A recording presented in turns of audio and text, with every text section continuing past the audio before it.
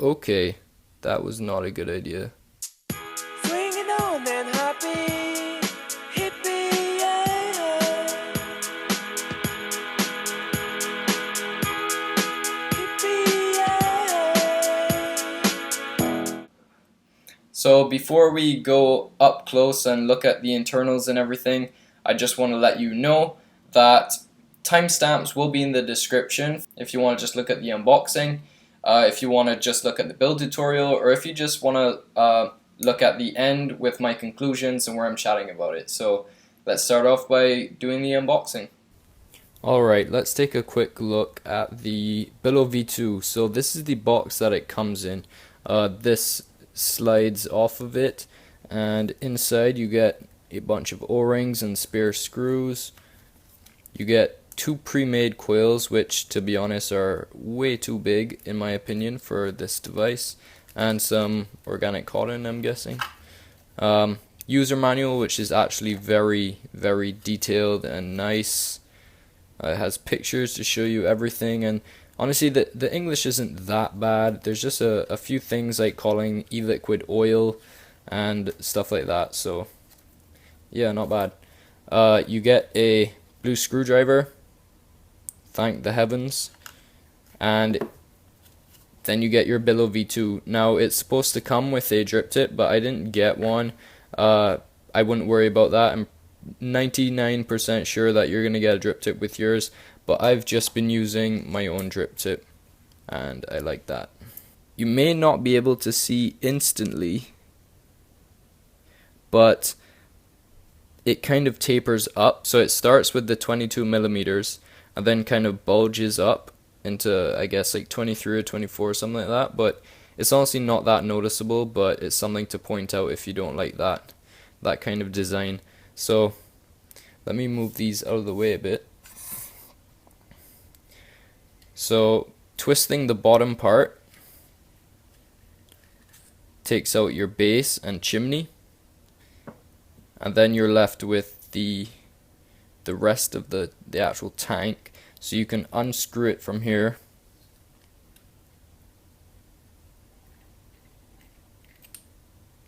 take out the full chimney, and then you can clean out everything. The reason that this comes apart like this is because you can take out your deck. You can take out this, work on the deck, and fill this, or just keep it filled, whatever you want to do. I think that's a really smart design. So taking a look at the chimney here, this unscrews like many other devices you've seen before. And here is your deck.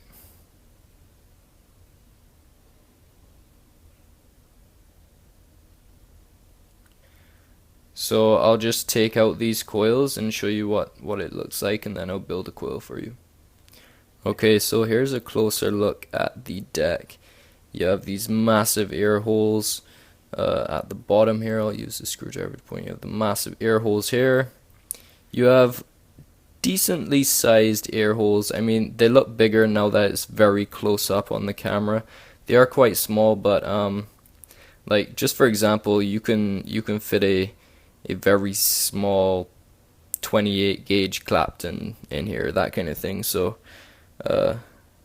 yeah, if you can see up here, you have, these are your juice channels, and at the bottom they're pretty wide, but at the top here it's kind of like a cup, and it's a lot wider there. So what I've been doing is I've just been putting the cotton up here and then stuffing it into that cup there, so that the juice can get into that large channel and then wick onto the cotton that's sitting in that cup, and that goes all around on the sides. One thing I want to note is that these screws are very small, way too small for my liking. I can't find my own screwdriver, so I'm using the little blue one that they give, but you can see it kind of looks like these are overlapping just slightly, and it just makes it not that easy to build. And if you have trouble seeing small things, this might not be for you. You can also see what looks to be a peak insulator on the bottom there, and I believe that is peak. It looks like it to me. So let's get a coil in here. Okay, now to build these coils, I'm using two relatively small strands of 26 gauge, and it's just Canthal. I got this wet so you can't really see it. It's up in vape. This is where I've been getting my wire from. I've been getting a good deal, so I'll put the link in the description to the guy's eBay store where I've been getting this. It's good stuff. Okay, so I haven't used this method in a while, but I've actually wrapped these coils on the little blue screwdriver, and what I'll do is just thread these in now. Hopefully it stays on camera. What I'll do is just thread that through there, kind of hold that in place. Try and get it as close to the post as possible, and just tighten them down. I mean, I haven't had any problems with the wires cutting yet, but still don't crank them down. Just get a good grip on them.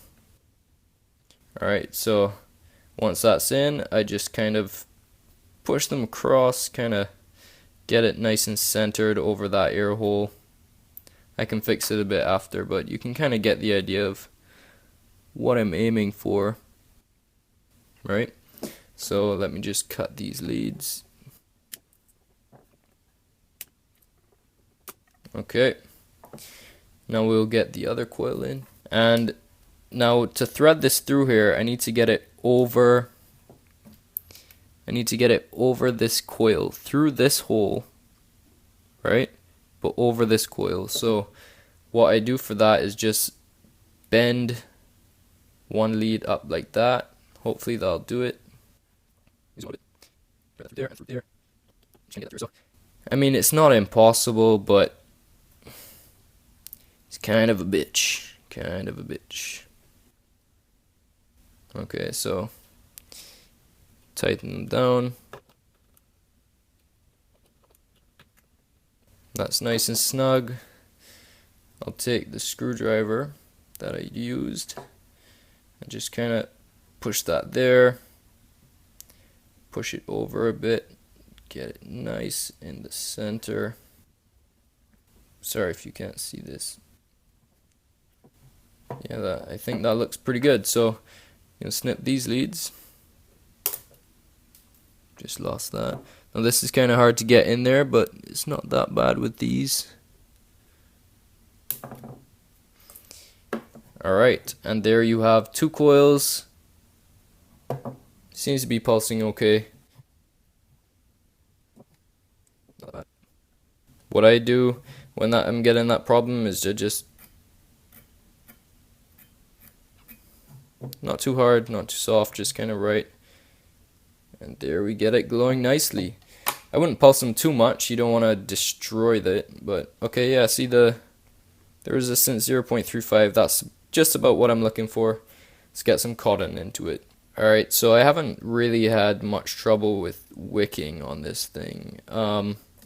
It's pretty straightforward. You know, this may not be enough cotton. I haven't really got it perfect, but at the same time I haven't really messed it up no matter what I've put into it, if that makes sense. Alright, so I got my cotton in. What I do is I just hold these so it doesn't go anywhere. Just kind of cut it like that. Hold these down. Okay, so that should be enough cotton.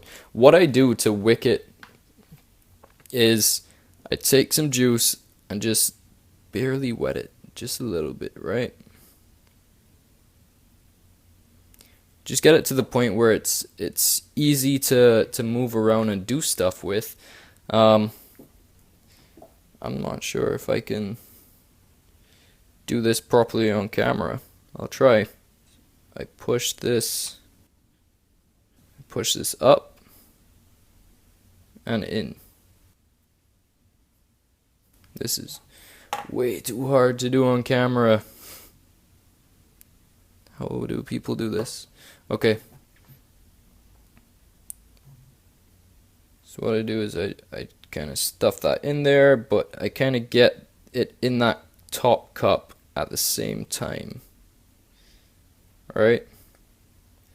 I don't want too much in there, but I want the majority at the top on the deck, but just enough in that cup to kind of act as the channel. Right? Do that on every side.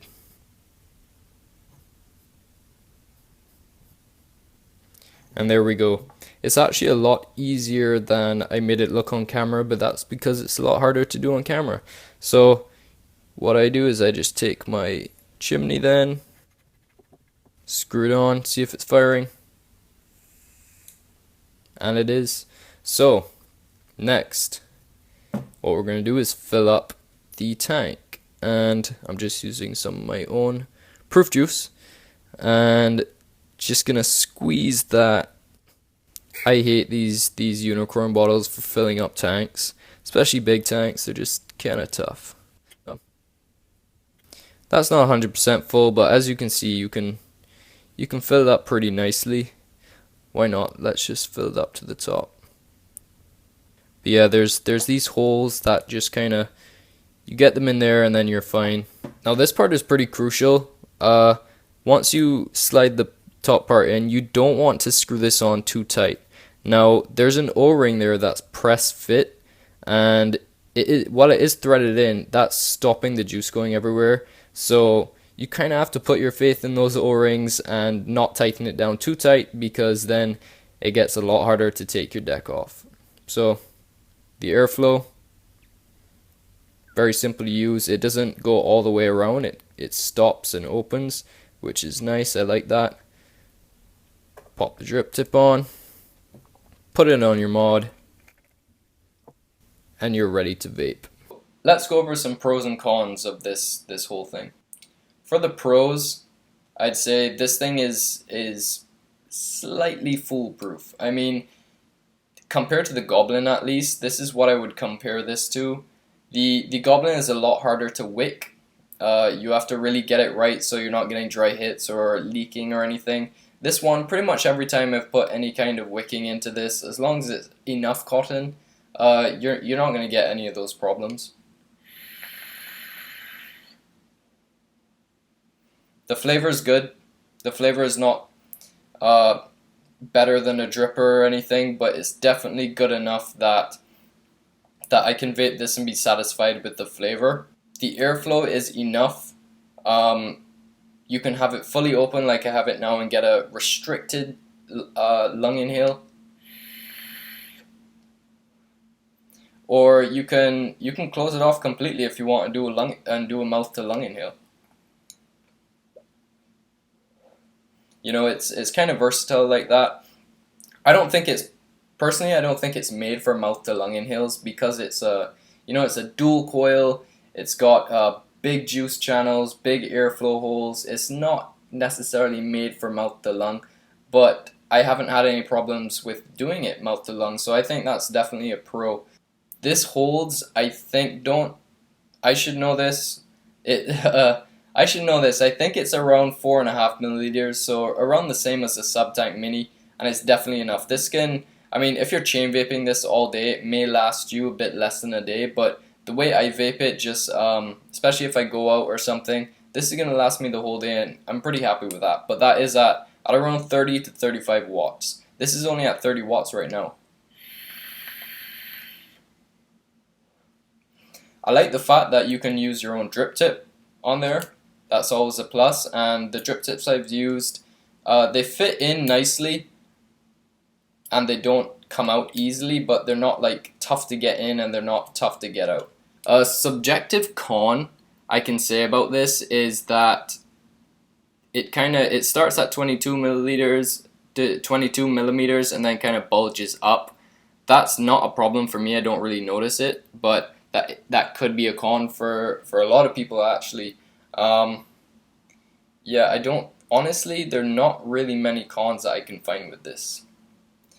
I can stare at this thing and just kind of think about what I don't like about it, but okay, maybe the deck is too small for me. I would like to see a bigger deck, but as far as I can tell, it's probably as big as the debt that they could get into it while doing dual coil. So yeah, I think if I'm gonna compare this to the Goblin, definitely better than the Goblin. You can take out the deck, work on the deck. You can take off the deck and fill the tank without losing the liquid and stuff like that. It's similar to the Subtank Mini in that sense. Um, there's no screw fill. I mean, a lot of people now are moving towards top fill and they only like top fill. But I think this system works. This system is simple and you're not gonna have many problems with it. So that's about it for the Billow V2. If you have any other questions about it, feel free to leave a comment. I encourage comments, anything about RTAs in general or just anything vaping, leave a comment. I like to hear your feedback. If you're interested in buying one of these for around 45 Canadian, which I think is a reasonable price for this, you can find it at ecigarettes.ca. The link will be in the description for you to find that. And the link will also be in the description for Whacked Out eSig, the forum, where you can join and just talk about all things vape related, enter some giveaways, stuff like that. So yeah, thank you so much for watching. I'll see you again soon.